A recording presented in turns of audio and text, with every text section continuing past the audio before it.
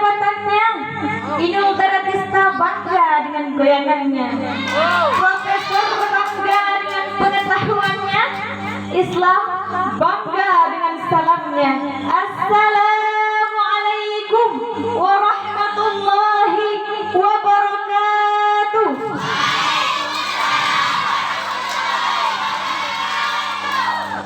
Alhamdulillah. Alhamdulillahi an abada bi ni'matil ibadi wal islam wa yusalli ala khairil anam sayyidina Muhammad wa ala alihi wa sahbihi ajma'in. Amma ba'du. Pertama-tama dan yang paling utama, marilah kita sama-sama memuja dan memuji Allah Subhanahu wa taala. Allah yang maha pengasih tapi tak pilih kasih. Allah yang maha penyayang tak pandang sayang. Yang nikmatnya tiada terbilang, sehingga dengan nikmatnya kita dapat berkumpul pada malam yang berbahagia ini. Selawat beserta salam selalu kita curah limpahkan kepada seorang pemuda. Pada subuh Senin beliau lahir, patung-patung sekitaran Ka'bah hancur tersingkir. Pada saat manusia terpeleguh lingkaran jahil, lahirlah Nabi terakhir. Siapakah beliau? Beliau adalah baginda besar Muhammad sallallahu alaihi wasallam. Dan tidak lupa pula kepada sahabat beliau yang seiring bahu seiring langkah untuk tetap mempertegakkan dua kalimatul haq, yakni kalimah la ilaha illallah Muhammadur Rasulullah sallallahu alaihi wasallam. Dan tidak lupa pula kepada keluarganya dan kepada kita selaku umatnya yang selalu ditebal kepadanya. Amin ya rabbal alamin. Dan tidak lupa pula penghormatan saya kepada Al-Mukarram Abah dan Al-Mukarramah Umi beserta keluarga beliau. Semoga selalu dalam lindungan Allah Subhanahu wa taala. Amin ya rabbal alamin. Dan tidak lupa pula penghormatan saya kepada Dewan Hakim yang arif lagi bijaksana. Dan tidak lupa pula kepada Dewan Guru yang barakatul a'la maupun asfala. Dan tidak lupa pula kepada santri-santri budi malikus saleh yang saya cintai dan yang mencintai saya. Hadirin, pada kesempatan kali ini saya akan membawakan sebuah pidato yang bertema Ulama Harapan Bangsa dan Agama. Hadirin rahimakumullah, pada zaman sekarang ini banyak hal-hal yang tidak masuk akal, yang benar disalahkan, yang salah dibenarkan, yang jujur diabaikan, tapi yang munafik malah diagung-agungkan. Seperti hadirin contohnya saat ini sangat jelas kita lihat seorang Habib Muhammad Rizik Syihab. Beliau keturunan daripada Nabi yang ke-34. Beliau pula yang menciptakan kelompok pembela Islam. Kelompok tersebut hanya membela kebenaran, membela keadilan bagi agama bahkan negara. Tapi hadirin, apa yang beliau dapat? Baru beberapa hari beliau pulang dari Arab, beliau disambut oleh orang-orang yang mencintainya, bagaikan lautan manusia yang menyambut kedatangannya. Tetapi hadirin, di sisi lain, begitu banyak orang-orang yang tak berilmu, yang tak berakhlak, ingin menjatuhkan harkat martabat beliau. Tetapi tidak semudah itu. Meskipun sekarang beliau telah ditahan hanya karena melanggar protokol kesehatan, hanya karena melanggar 3M, yaitu mencuci tangan, menjaga jarak, dan memakai masker. Walaupun demikian hadirin,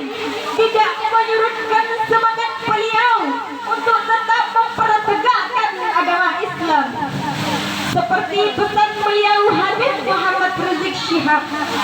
Apapun yang terjadi kepada saya ke depannya, jika saya ditahan, jika saya dibunuh, tolong lanjutkan perjuangan. Bukan karena saya, tapi demi Islam. Allahu Akbar. Allahu Akbar. Hadirin rahimakumullah.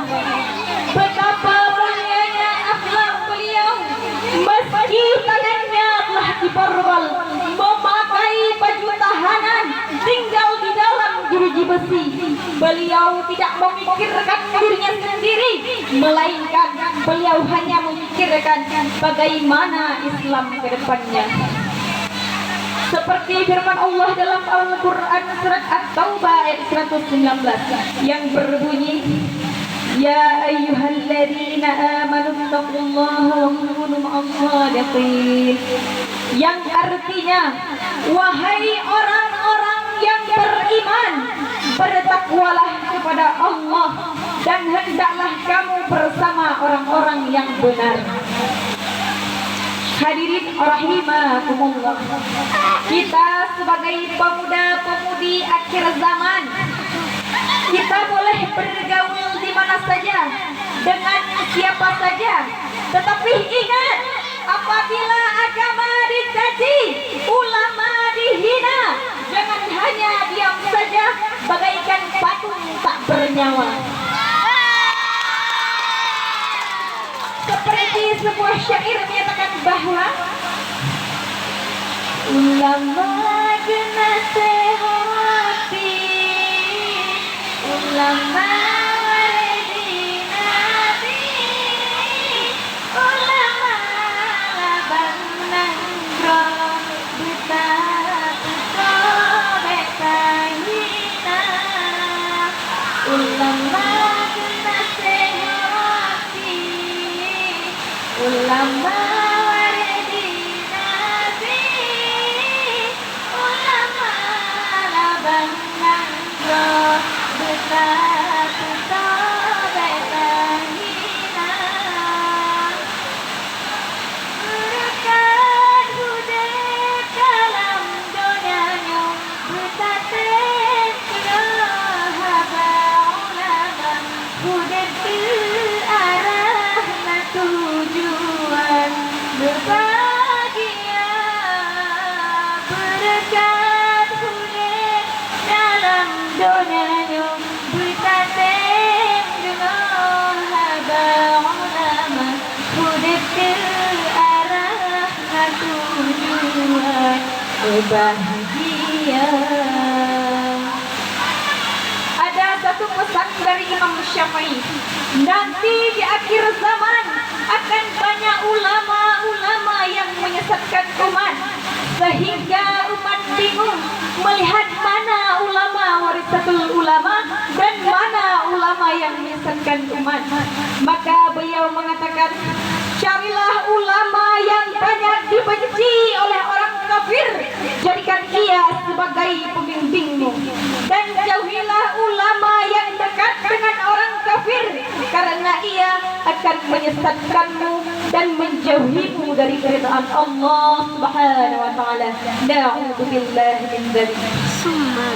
Hadirin rahimakumullah, ingatkah kita kejadian tahun lalu yang menimpa negara Palestina yang mayoritasnya muslim? Datangnya para Israel dengan senjatanya, dengan pelurunya, bahkan nuklirnya, tanpa ada rasa kemanusiaan. Mereka hancur leburkan tempat mereka sehingga rata dengan tanah. Bahkan mereka juga membunuh saudara-saudara kita dengan sadis. Hanya untuk apa, hadirin?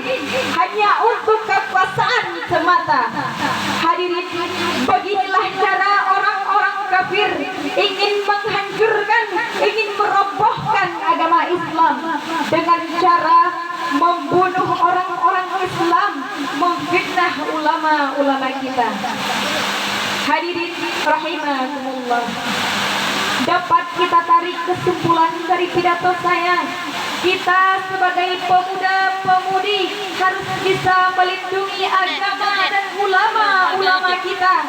Sebab hidup kita di dunia punya satu tujuannya. Tujuannya hanya hidup mulia dunia dan akhirat. Maka hanya sekian yang dapat saya sampaikan. Meledak bom di Amerika, Masjidil Aqsa di Palestina, yang berpidato belum terbiasa, menang kalah itu biasa. Jika ada jarum yang patah, jangan disimpan di dalam laci. Jika ada kata-kata saya yang salah, jangan disimpan di dalam hati. Saya akhiri, undur man qala wala tandur man qala. Assalamualaikum warahmatullahi wabarakatuh.